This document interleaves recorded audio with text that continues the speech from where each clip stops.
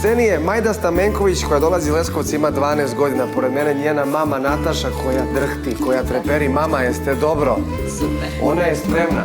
Tvoje tijelo osipa se poput pjeska sad. Bravo, to. Kao ti.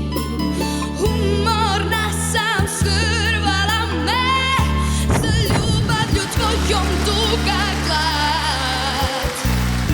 Ti si s druge strane rijeke, polako već se mirim s tim.